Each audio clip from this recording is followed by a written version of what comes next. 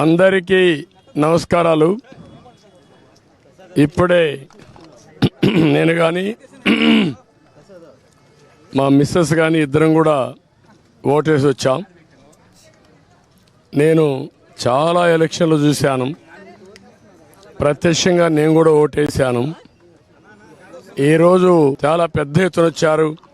రాష్ట్రం అంతా కూడా ఒకటే కోరుతున్నా, ఓటు మీ హక్కు, ఓటు మీ జీవితాలను మారుస్తుంది, అదే మరి మీ భవిష్యత్తును మారుస్తుంది.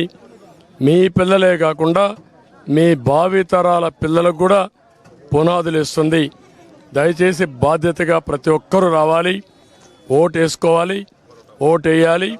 తద్వారా మీ యొక్క మనోభావాలు తెలియజేసి రేపు రాబోయే రోజుల్లో ఏదైతే సుపరిపాలన ఉంటుందో ఆ సుపరిపాలనకు నాంది పలకాల్సిందిగా మరొక్కసారి కోరుకుంటూ, మరొక్కసారి అందరినీ విజ్ఞప్తి చేస్తున్నా, అశ్రద్ధ చేయొద్దండి. ప్రతి ఒక్క వ్యక్తి యొక్క బాధ్యత.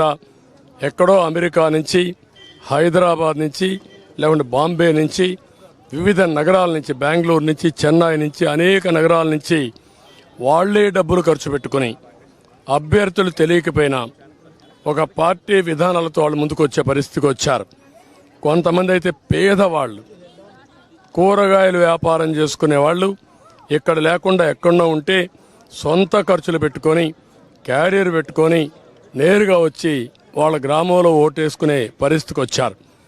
ఇది నా జీవితంలో ఎప్పుడు చూడలా.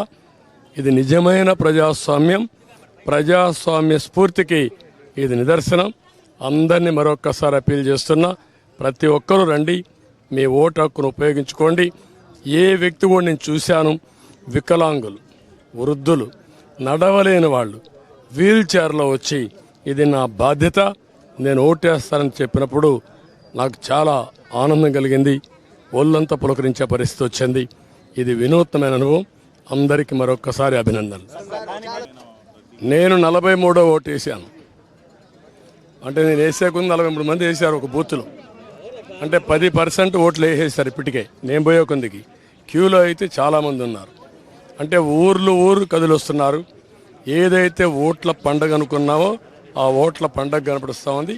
ఇది ప్రజాస్వామ్య వేడుక. ప్రజాస్వామ్యాన్ని పరిరక్షించుకోవడానికి ప్రజా చైతన్యం ఇది ఒక నిదర్శనం.